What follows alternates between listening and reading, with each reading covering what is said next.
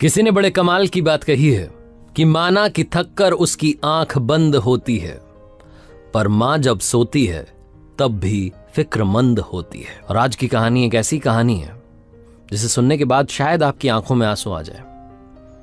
जब मैंने इसे पढ़ा तो मेरी आंखों में आंसू थे। इतनी इमोशनल कहानी है। कहानी बहुत खूबसूरत है। ये कहानी गांव के एक डाकिया की। एक पोस्टमैन अंकल जो कि बरसों से डाक बांटने का काम कर रहे थे, चिट्ठी बांटने का काम कर रहे थे, लेकिन आज उनके पास में एक ऐसी चिट्ठी आई थी जिस पर नया पता लिखा था। इस पते पर आज तक उन्होंने कभी कोई चिट्ठी पहुंचाई नहीं थी।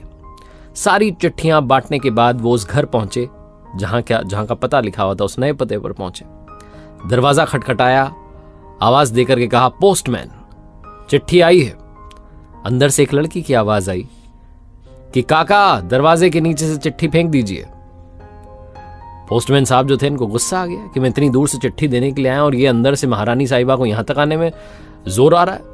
कहने लगे, अरे रजिस्ट्री है, हस्ताक्षर करने पड़ेंगे, बाहर आओ। अंदर से आवाज आई, आती हूं। 2 3 4 5 मिनट हो गए, अंदर से कोई आया नहीं। इनको और गुस्सा आ रहा था कि अजीब बात है, चिट्ठी पहुंचाना है और अंदर कोई लेने नहीं आ रहा है। अंदर से 5 मिनट के बाद तकरीबन दरवाजा खुला।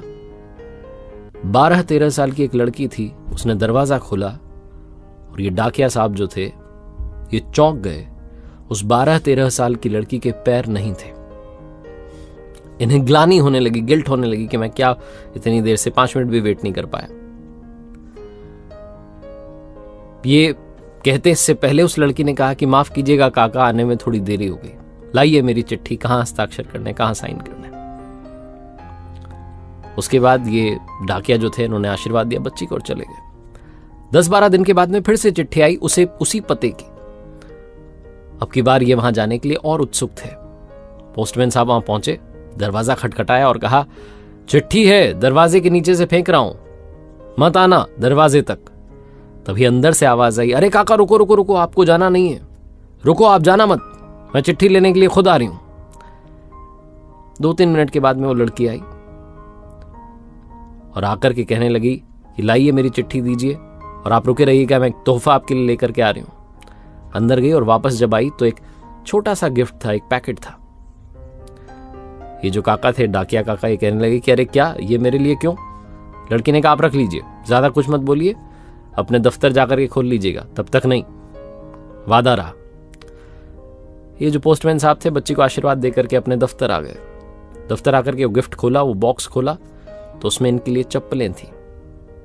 नंगे पैर डाक बांट रहे थे, किसी ने ध्यान नहीं दिया, लेकिन उस बच्ची ने ध्यान दिया और अपने काका के लिए चप्पल गिफ्ट कर दी। इनकी आंखें नम थीं, रो रहे थे और सोच रहे थे कि उस बिटिया ने मुझे चप्पल तो गिफ्ट कर दी, लेकिन मैं उसके लिए पैर कहां से लाऊंगा। और इन्हें फिर से वो बात याद आने लगी जब ये वो 5 मिनट भी वेट नहीं कर पा रहे थे, गुस्सा कर रहे थे। शाम का वक्त हुआ था, हल्की हल्की बरसात हो रही थी।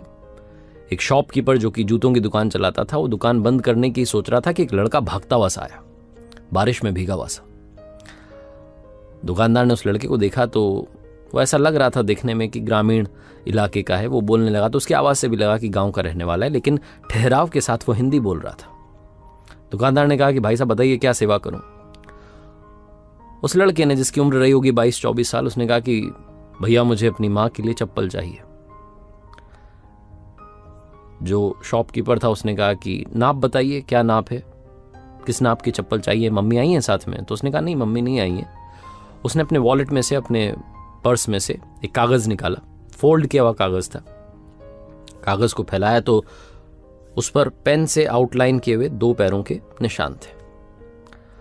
उस लड़के ने कहा कि इसके हिसाब से आप चप्पल दे दीजिए। दुकानदार ने कहा कि ये क्या है, ये कैसा नाप है, मतलब नाप तो पता होगा ना आपको। लड़का जब कहने लगा तो उसकी आंख से आंसू निकलने लगे, ऐसा लगा कि जैसे कोई बांध टूट गया हो। उसने कहा कि भाई साहब क्या नाप, मैं गांव का रहने वाला लड़का हूं, मेरी मां ने आज तक चप्पल नहीं पहनी। कांटों में, झाड़ियों में मजदूरी करके थोड़ा बहुत पैसा इकट्ठा करके मुझे पढ़ाया। मुझसे कहा कि पहले तू जूते पहन, आज देख रहे ना मेरे पैरों में जूते हैं पॉलिश किए हुए। मां ने कहा तू जूते पहन, इंटरव्यू दे, नौकरी कर, तेरा सबसे जरूरी है जूते पहनना, मेरा नहीं। आज मुझे अपनी पहली तनख्वाह मिली है और मैं अभी आखिरी बस से अपने घर के लिए जा रहा हूं, गांव के लिए। तो मैंने सोचा क्या लेके जाऊं। तो मैंने सोचा कि मेरी मां जो झाड़ियों में, कांटों में नंगे पैर मेहनत करती रही, उसके लिए एक जोड़ी चप्पल लेके जाऊंगा। अब नाप तो मुझे मालूम नहीं था, मैंने ऐसे ही पेन से आउटलाइन बना ली, इसी नाप की चप्पल दे दीजिए। दुकानदार भी बड़ा भावुक हो गया, उसने कहा कि जरूर। उसने चप्पल निकाली, लड़के ने पसंद की, बॉक्स पैक किया। उसने कहा कितने रुपए? दुकानदार ने कहा 800 रुपए। फिर दुकानदार को लगा पता नहीं कितनी सैलरी मिलेगी, तो पूछा भैया क्या तनख्वाह मिल रही है आपको? लड़के ने कहा 8000 रुपये मिल रहे हैं, खर्चा पानी निकाल करके 5000 रुपये तो खर्च हो जाते हैं, 3000 रुपये बचे हैं सारे माँ के लिए। दुकानदार ने कहा भाई साहब ज़्यादा नहीं हो जाएगा 800 रुपये की चप्पल? लड़के ने कहा नहीं, माँ के लिए कुछ भी ज़्यादा नहीं है। उसने पेमेंट किया, चप्पल ली, वो निकलने लगा कि दुकानदार ने टोका रुको रुको रुको रुको।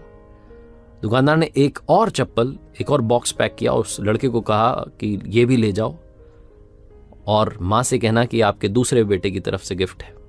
माँ से कहना कि ये वाली खराब हो जाए तो ये वाली पहनने, लेकिन अब से नंगे पैर नहीं रहे, और माँ को मेरा प्रणाम कहना। लड़का भी इमोशनल हो गया, उसने कहा जरूर भैया। वो जाने लगा। फिर से दुकानदार ने कहा 1 सेकंड रुको, बस एक आखिरी तुमसे मैं मांग करना चाह रहा हूँ, डिमांड करना चाह रहा हूँ, सुनो मेरी बात। वो तुम्हारे पर्स में जो कागज रखा है ना जिस पर पैरों के निशान बने, वो मुझे दे दो। लड़के ने सोचा क्या मांग रहा है, तो उसने कहा ठीक है लो भैया। वो पेपर दिया, उसके बाद लड़का चला गया। दुकानदार अंदर आया, वो जो कागज था उसको ले जा करके जहां वो पूजा करता था वहां पर रख दिया। दुकानदार के नौकरों ने देख लिया तो कहने लगे ये क्या कर रहे हो? दुकानदार ने कहा आज मैंने लक्ष्मी जी के पग देखे हैं, बस उन्हें आज से पूजा में रख रहा हूं।